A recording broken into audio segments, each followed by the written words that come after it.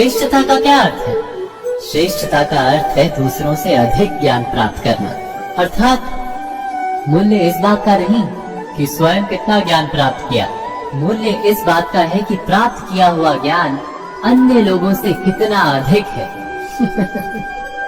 अर्थात श्रेष्ठता की इच्छा ज्ञान प्राप्ति को भी एक स्पर्धा बना देती है, और स्पर्धा में विजय अंतिम कब होती है?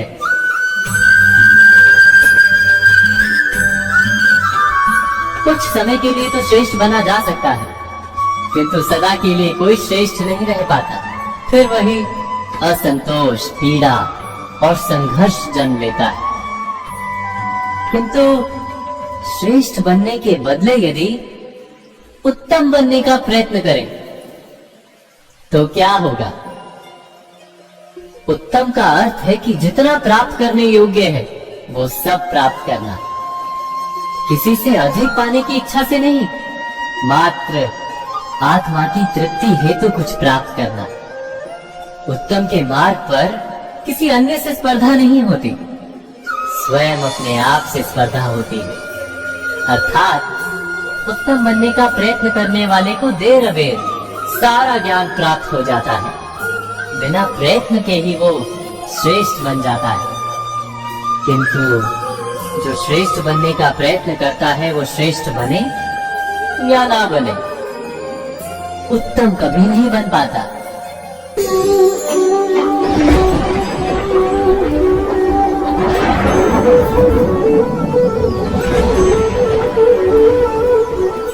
सपनों और पूर्वाभासों के आधार पर हम भविष्य के सुख दुख की कल्पना करते हैं। भविष्य के दुख का कारण दूर करने के लिए हम आज योजना बनाते हैं, किंतु कल के संकट को आज निर्मूल करने से हमें लाभ मिलता है या हानि पहुंचती है? ये प्रश्न हम कभी नहीं करते। सत्य तो ये है कि संकट और उसका निवारण साथ जनते, व्यक्ति के लिए भी और सृष्टि के लिए। नहीं, आप अपने भूतकाल का स्मरण कीजिए, इतिहास को देखिए, आप तुरंत ही ये जान पाएंगे कि जब जब संकट आता है तब तब उसका निवारण करने वाली शक्ति भी जन्म लेती है। यही तो जगत का चलन है। वस्तुतः संकट ही शक्ति के जन्म का कारण है। प्रत्येक व्यक्ति जब संकट से निकलता है तो एक पद आगे बढ़ा होता है, अधिक चमकता है, आत्मविश्वास से अधिक भरा होता है, न केवल अपने लिए अपितु विश्व के लिए भी। क्या ये सत्य नहीं?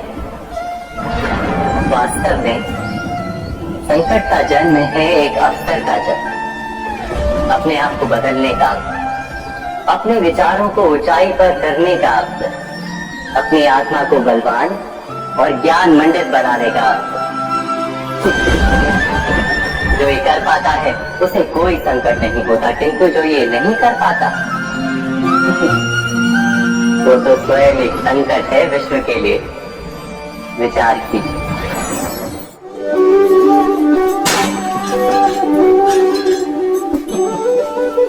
स्वयं विचार कीजिए।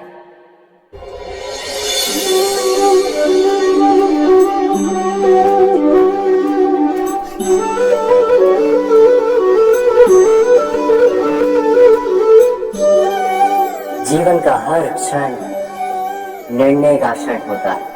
प्रत्येक पद पर दूसरे पद के विषय में कोई निर्णय करना ही पड़ता है, और निर्णय अपना प्रभाव छोड़ जाता है। आज किए गए निर्णय भविष्य में सुख अथवा दुख निर्मित करते हैं, न केवल अपने लिए, अपने परिवार के लिए, आने वाली पीढ़ियों के लिए। जब कोई दुविधा सामने आती है तो मन व्याकुल हो जाता है, अनिश्चय से भर जाता है। निर्णय का वो क्षण युद्ध बन जाता है और मन बन जाता है युद्ध भूमि। अधिकतर निर्णय हम दुविधा का उपाय करने के लिए नहीं, केवल मन को शांत करने के लिए लेते हैं। पर क्या कोई दौड़ते हुए भोजन कर सकता है? नहीं।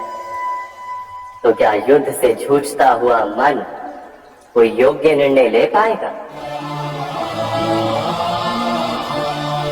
वास्तव में शांत मन से जब कोई निर्णय करता है तो अपने लिए सुखद भविष्य बनाता है, किंतु अपने मन को शांत करने के लिए जब कोई निर्णय करता है तो वो व्यक्ति भविष्य में अपने लिए कांटों भरा वृक्ष लगाता है। स्वयं विचार कीजिएगा।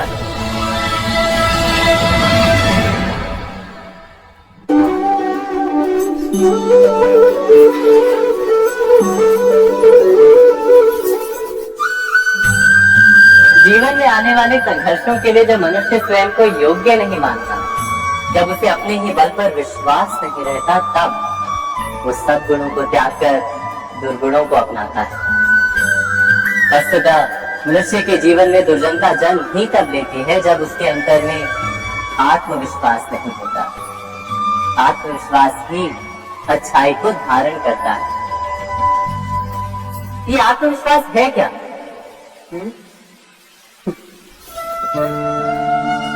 जब मनुष्य ये मानता है कि जीवन का संघर्ष उसे दुर्बल बनाता है, तो उसे अपने ऊपर विश्वास नहीं रहता। वो संघर्ष के पार जाने के बदले संघर्ष से छूटने के उपाय ढूंढने लगता है।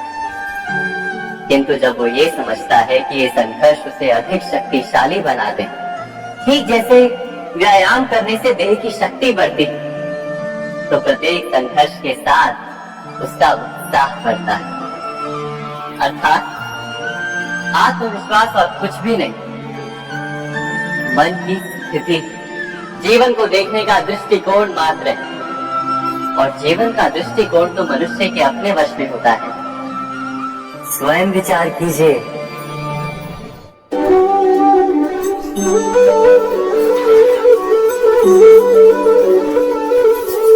पिता सदा ही अपने संतान के सुख की कामना करते हैं, उनके भविष्य की चिंता करते रहते हैं। इसी कारणवश सदा ही अपने संतानों के भविष्य का मार्ग स्वयं निश्चित करने का प्रयत्न करते रहते। जिस मार्ग पर पिता स्वयं चला है, जिस मार्ग के कंकड़ पत्थर को स्वयं देखा है, मार्ग की छाया, मार्ग की धूप को स्वयं जाना है, उसी मार्ग पर उसका पुत्र भी चले, यही इच्छा रहती है हर पिता की। निस्संदेह उत्तम भावना है ये, किंतु 3 प्रश्नों के ऊपर विचार करना हम भूल ही जाते हैं। कौन से प्रश्न? प्रथम प्रश्न, क्या समय के साथ प्रत्येक मार्ग बदल नहीं जाते? क्या समय सदा ही नई चुनौतियों को लेकर नहीं आता? तो फिर बीते हुए समय के अनुभव नई पीढ़ी को किस प्रकार लाभ दे सकते हैं? दूसरा प्रश्न, क्या प्रत्येक संतान अपने माता पिता की छवि होता है? हाँ, संतानों को संस्कार तो अवश्य माता पिता देते हैं, किंतु भीतर की क्षमता तो ईश्वर देते हैं। तो जिस मार्ग पर पिता को सफलता मिली है, विश्वास है कि उसी मार्ग पर उसकी संतानों को भी सफलता और सुख प्राप्त होगा। तीसरा प्रश्न, क्या जीवन के संघर्ष और चुनौतियां लाभकारी नहीं होती? क्या प्रत्येक नया प्रश्न एक नए उत्तर का द्वार नहीं खोलता?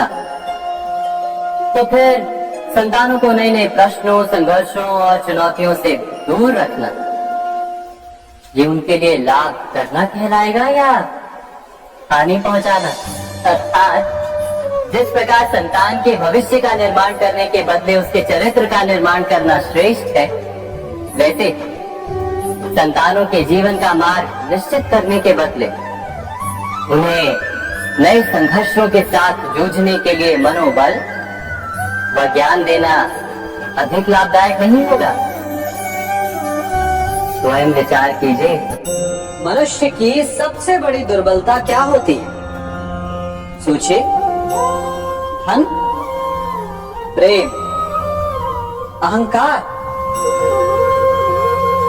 मनुष्य की सबसे बड़ी दुर्बलता होती है उसके रहस्य।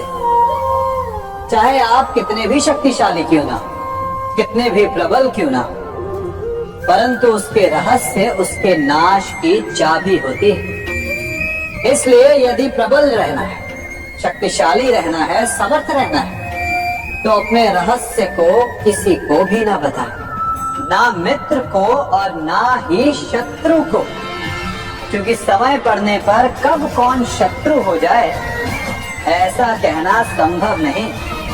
विभीषण को रावण के अमृत कुंड का ज्ञात था, इसीलिए प्रभु श्री राम रावण का वध करने में सफल हो सके। इसलिए उचित यही है कि आप अपने रहस्य को स्वयं तक ही सीमित रखें। मनुष्य जीवन की परीक्षा में सफल होने के लिए क्या नहीं करता, वो परिश्रम करता है, दौड़ भाग करता है, और ये सब करने के पश्चात भी जब उसका काम नहीं बनता तो वो नकल करता है ना। तनिक लौटिए अपने बचपन में, स्मरण कीजिए अपने बचपन की स्मृतियों का। क्या स्मरण हुआ?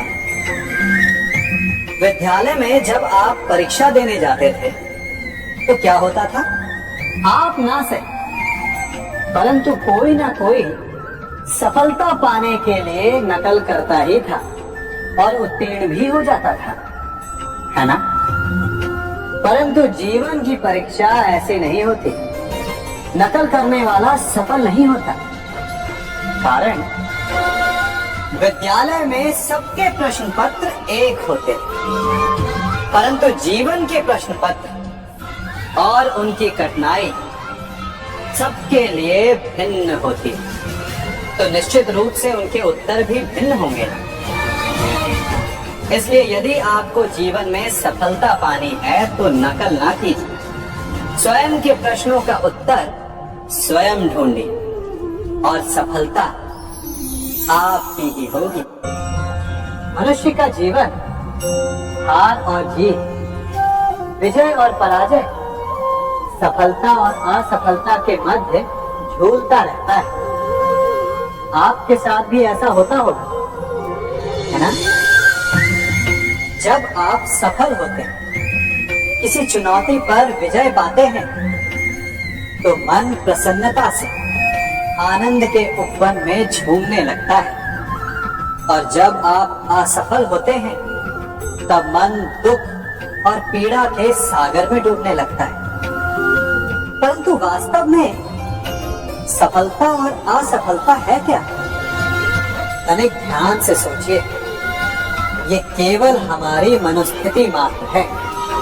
हमारी पराजय तब नहीं होती जब हमारा शत्रु विजय प्राप्त करे, हमारी पराजय तब होती है जब हम पराजय स्वीकार करें। हम असफल तब नहीं होते जब हम लक्ष्य न पा सके, हम असफल तब होते हैं जब हम प्रयास करना बंद कर दें। इसलिए प्रयास करते रहें और हार ना माने, क्योंकि जिस दिन आप हार स्वीकारना बंद कर देंगे, जीत आपके चरणों में होगी। सबने बरगद के वृक्ष को तो देखा ही होगा। क्या आपको ज्ञात है, बरगद के वृक्ष के बीज का आकार राई से भी छोटा होता है, परंतु बरगद का वृक्ष संसार के महाकाय वृक्षों में जाना जाता है। जब उसका जन्म होता है तब उसमें वो जटाएं, वो शाखाएं नहीं होती, परंतु जैसे जैसे उसका विस्तार होता है, जैसे जैसे वो अधिक शाखाओं का भार उठाता है, अधिक पत्तियों का सृजन करता है, वैसे वैसे उसकी शाखाएं जटाएं बनकर जड़ तक पहुंचती है और इस वृक्ष को सहारा देती है। ये जीवन का बहुत महत्वपूर्ण पद है। बिना लोभ लालच शुभ कार्य कर, अन्य लोगों की सहायता करें।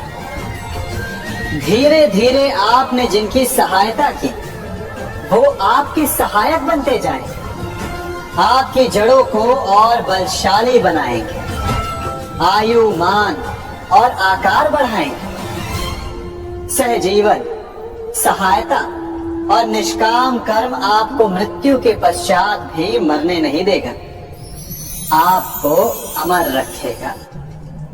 हमारा शरीर प्रकृति का एक महान आविष्कार है। इससे जटिल संरचना संसार में और कोई नहीं। हमारा शरीर जितना जटिल है, यदि इसे ठीक से जाना जाए तो इससे अधिक सरल ज्ञान देने वाला और कोई नहीं। हमारे शरीर में पंच इंद्रियां होती हैं जो हमें भाव, गुण और वस्तुओं का बोध कराती हैं। हमारे पास आंखें, नाक है, स्पर्श के लिए त्वचा है, कान है और जीभा है। सबका भिन्न भिन्न कार्य है। आंखों से देखना, कानों से सुनना, नथनों से श्वास लेना, त्वचा से स्पर्श करना और जीभा से स्वाद लेना। परंतु क्या आपने कभी सोचा कि प्रकृति ने हमें 2 आंखें दी, 2 नथने दी, 2 कान दी, स्पर्श के लिए ये पूरा शरीर दी, परंतु जीभा केवल 1 दी? ऐसा क्यों? क्योंकि प्रकृति चाहती है कि हम देखें अधिक, सुने अधिक और ज्ञान अधिक अर्जित करें, बोले कम। क्योंकि अधिक वाचाल नाश को निमंत्रण देता है। स्मरण रखिएगा।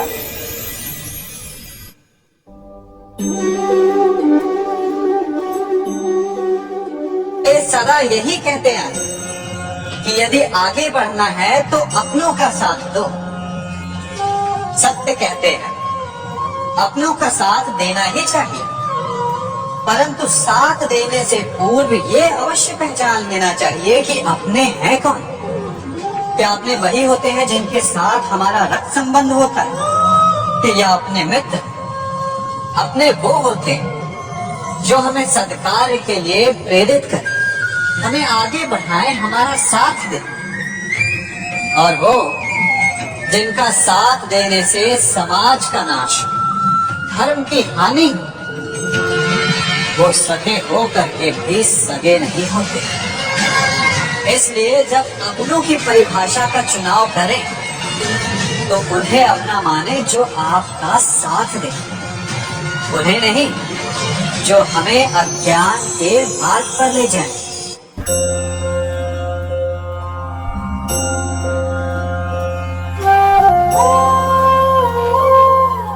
आप जिनसे प्रेम करते हैं सदा उनके समीप रहना चाहते हैं, नहीं चाहते कि कभी अपनों से दूर होना पड़े, बिछड़ना पड़े।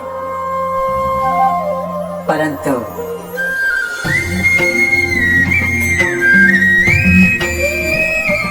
एक समय के पश्चात अपनों से दूर हो जाना उन्नति के लिए आवश्यक है। आप माता पिता हैं। यदि आप अपनी संतान के जीवन के हर पथ पर उनका मार्गदर्शन करते रहेंगे तो आपकी संतान स्वयं मार्ग चुनना कैसे सीखेगी? मार्ग के कांटों से स्वयं को बचाना कैसे सीखेगी? इसीलिए एक समय के पश्चात अपनों से बनाई गई दूरी सदा लाभदायक रहती है। आज मैं आप सबको एक कथा सुनाता हूँ। एक दिन प्रातः एक व्यापारी अपने घर से निकला। घर से निकलते ही एक बिल्ली ने उस व्यापारी का मार्ग काट दिया। व्यापारी घबरा गया, वो फिर से घर लौट गया और शुभ घड़ी की प्रतीक्षा करने लगा। और जब वो पुनः अपने घर से निकला तब वो वाहन जा चुका था जिससे राजा तक पहुंचकर उसे भेंट देनी थी। राजा को भेंट नहीं मिली। राजा क्रोधित हो गए। राजा ने उस व्यापारी का व्यापार बंद करवा दिया। इस कारण व्यापारी क्रोधित होकर घर पर अपनी पत्नी से लड़ बैठा। पत्नी अपने बच्चों समेत मैके वापस चली गई और उस व्यापारी के जीवन में यदि कुछ रह गया था तो केवल अंधकार। और इन सब का कारण वो उस बिल्ली को मानता रहा जिसने उसका मार्ग काटा था। ऐसा ही एक दूसरा व्यापारी राजा को भेंट देने निकला और उस व्यापारी का मार्ग भी एक बिल्ली ने काट दिया। वो व्यापारी तनिक घबराया परंतु उसने आगे बढ़ना अधिक उचित समझा। राजा तक वो समय पर पहुंचा। उसने राजा को भेंट की। राजा प्रसन्न हुए और राजा ने व्यापारी को अपना व्यापार बढ़ाने की अनुमति दी, स्वर्ण आभूषण दी। जब व्यापारी घर पर पहुंचा तो पत्नी को आभूषण और अपने बच्चों को देने के लिए वस्त्र थे उसके पास। हर ओर प्रसन्नता थी। समझ रहे हैं ना, दोनों के साथ एक ही प्रकार की घटना हुई, परंतु दोनों की प्रतिक्रिया भिन्न थी। ऐसा ही हमारा जीवन भी है। हमारे जीवन में प्रारब्ध का अपना स्थान है, परंतु उससे कई अधिक महत्वपूर्ण हमारी प्रतिक्रिया, हमारे सोच का प्रभाव है। क्योंकि यही हमारे जीवन को आकार देते, इसलिए अपनी सोच को सकारात्मक रखिए। आपका जीवन सदैव आनंदमय।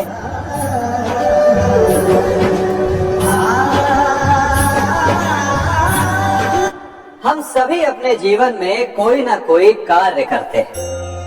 कार्य करते हैं तो थकान की अनुभूति होती है, और यदि थकान ना उतरे तो कार्य करने का मन नहीं करता।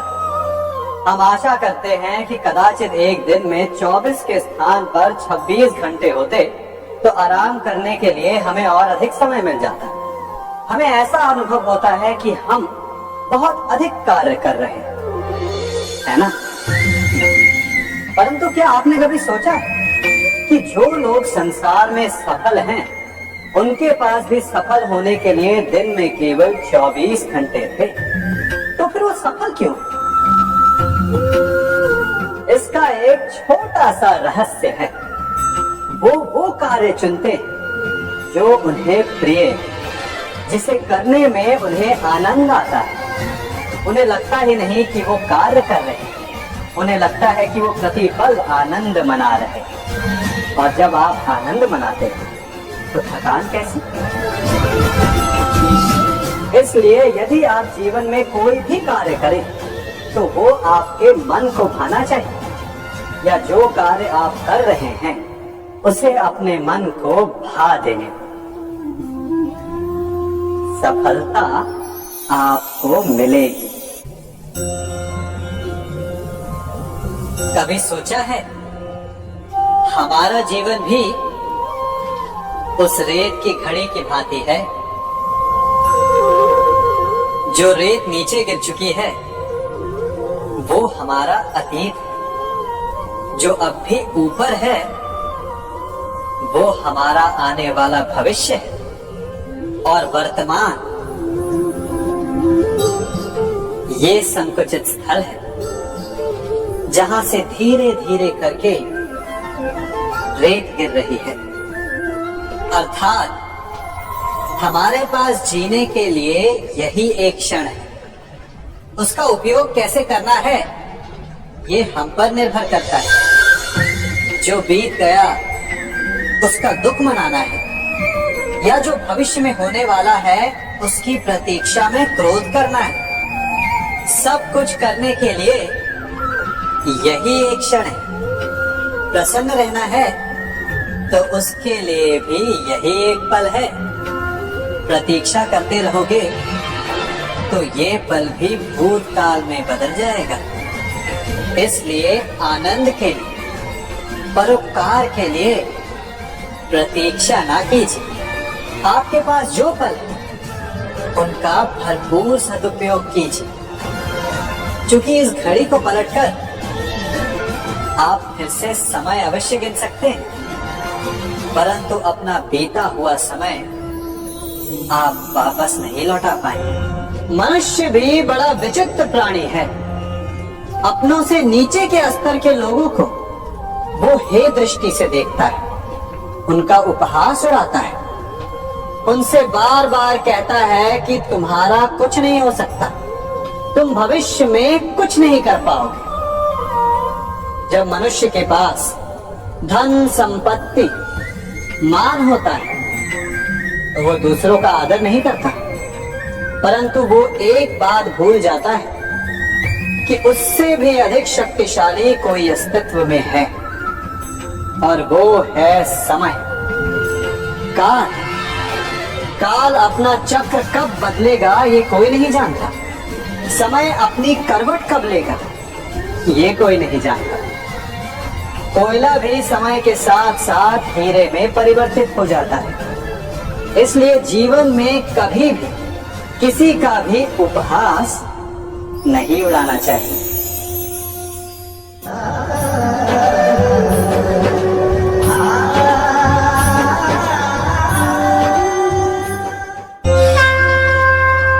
गर्व, अभिमान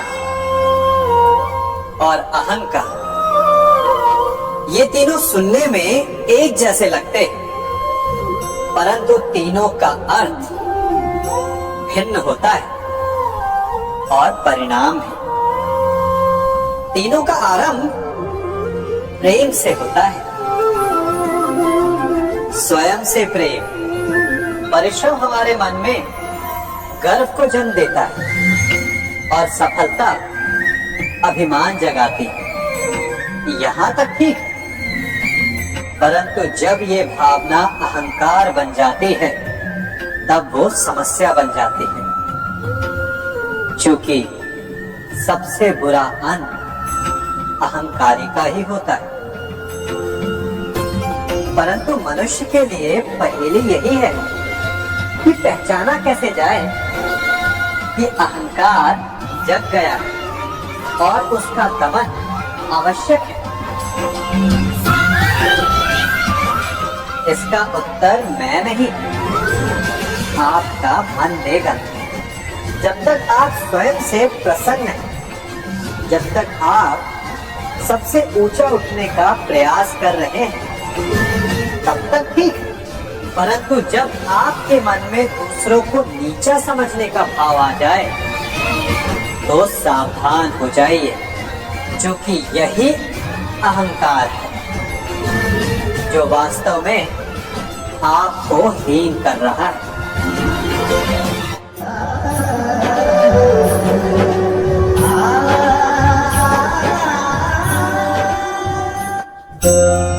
आज मैं आप सबको एक कहानी सुनाता हूँ। एक दिन गोकुल में दो व्यापारी आए। एक व्यापारी शहद का था, बड़ा मीठा शहद था उसका, परंतु वो गोकुल में टिक नहीं पाया। उसके व्यापार ने घाटा खाया और शीघ्र ही वो गोकुल छोड़कर चला गया। और दूसरा व्यापारी मिर्च का था। पहले दिन वो एक पोटली लाया और दूसरे ही दिन वो पूरी बैलगाड़ी भर कर लाया और धीरे धीरे पूरी मथुरा में उसकी धाक जम गई। मुझे बड़ा आश्चर्य हुआ, तो मैंने बाबा से पूछा कि ऐसा क्यों कि एक मीठे शहद का व्यापारी कंगाल हो गया और एक मिर्च का व्यापारी धीरे धीरे नगर सेठ बन गया। बाबा मुस्कुराए और उन्होंने कहा कि मीठी बोली बोलने वाले की तीखी मिर्च भी बिक जाती है और जो कड़वी बोली बोलता है उसका मीठा शहद भी नहीं बिकता। वाह, कितने उत्तम विचार हैं उनके, और उचित ही है। मनुष्य अपने जीवन में सदैव अपने वचनों से उठता है और अपने वचनों से ही गिरता है। इसलिए अपने जीवन में सदैव मीठी बोली बोलने का प्रयास कीजिए, आपका जीवन सरल हो जाएगा। मनुष्य की सबसे बड़ी दुर्बलता क्या होती है? सोचिए। धन, प्रेम, अहंकार। मनुष्य की सबसे बड़ी दुर्बलता होती है उसके रहस्य। चाहे आप कितने भी शक्तिशाली क्यों ना, कितने भी प्रबल क्यों ना, परंतु उसके रहस्य उसके नाश की चाबी होती है। इसलिए यदि प्रबल रहना है, शक्तिशाली रहना है, समर्थ रहना है, तो अपने रहस्य को किसी को भी ना बताएं, ना मित्र को और ना ही शत्रु को, क्योंकि समय पड़ने पर कब कौन शत्रु हो जाए ऐसा कहना संभव नहीं। विभीषण को रावण के अमृत कुंड का ज्ञात था, इसीलिए प्रभु श्री राम रावण का वध करने में सफल हो सके। इसलिए उचित यही है कि आप अपने रहस्य को स्वयं तक ही सीमित रखें।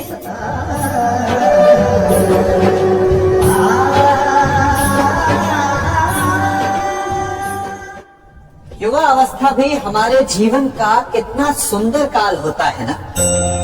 बाहों में बल, मन में कुछ बड़ा कर जाने की चाह, आंखों में भविष्य के सुंदर और कोमल सपने।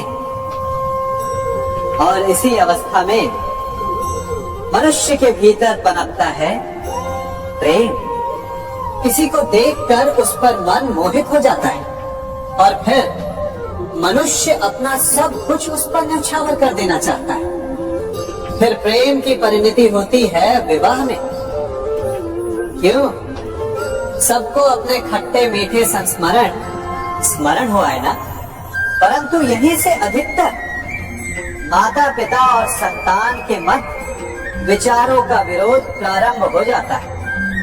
संतान को लगता है कि उसका चुना जीवन साथी ही उसके लिए उपयुक्त है, और माता पिता को लगता है कि संतान अनजाने में भूल कर रही है। संतान का तर्क होता है कि उसे विवाह किससे करना है, ये उसका अधिकार है। और माता पिता का तर्क ये होता है कि अब भी जीवन साथी चुनने की समझ संतान में है ही नहीं। तो इस अवरोध को काटा कैसे जाए, उचित निर्णय कैसे लिया जाए? इसका एक ही मार्ग है, अपने उत्तरदायित्व का भान और अपनों से बड़ों के मापदंडों का भान। विवाह करने से पूर्व ये जान लेना आवश्यक है कि विवाह केवल अपने प्रेम को पाने का मार्ग नहीं, अपितु विवाह से जीवन का एक नया द्वार भी खुलता है।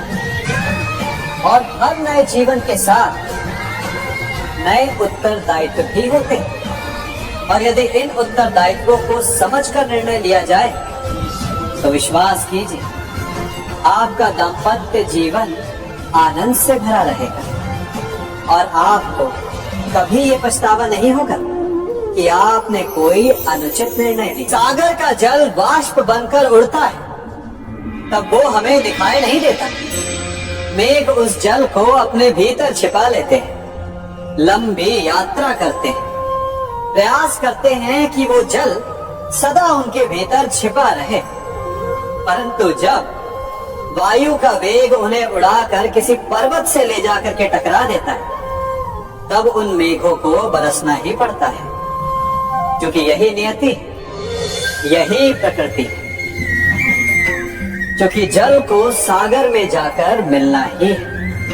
ठीक ऐसा ही हमारे साथ भी होता है।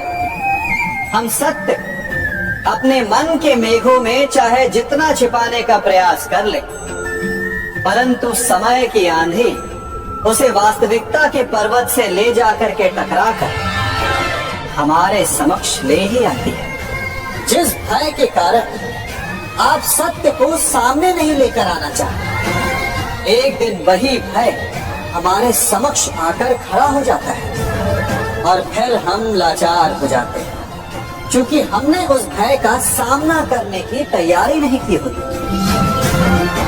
इसलिए सत्य से भागे नहीं, उसे छिपाए भी नहीं, उसे स्वीकार कर भविष्य की बड़ी विपत्ति से बच जाएंगे।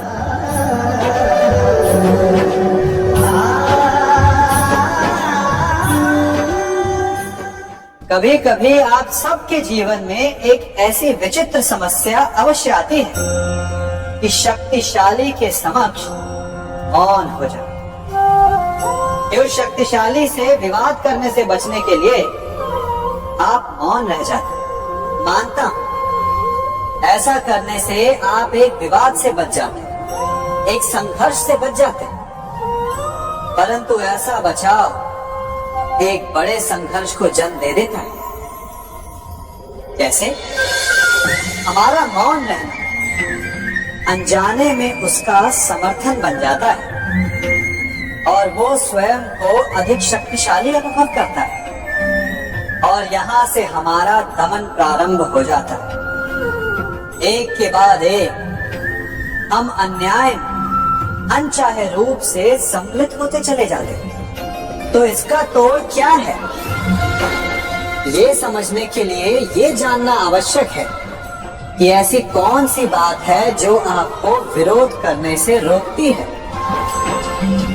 ये सामने वाले की शक्ति नहीं जो आपको रोकती है, या आपके भीतर छिपा भय है जो आपको रोकता है। हाँ, कभी कभी भय आपकी सुरक्षा अवश्य कर सकता है, परंतु साथ साथ ये भी जानना आवश्यक है कि ये भय ही है जो आपको मौन भी रखता है। इसलिए अपने मन से भय को निकालिए और खुलकर अनीति का, अन्याय का विरोध कीजिए, और फिर देखिएगा आपका मन कितना मुक्त, कितना हल्का अनुभव करेगा।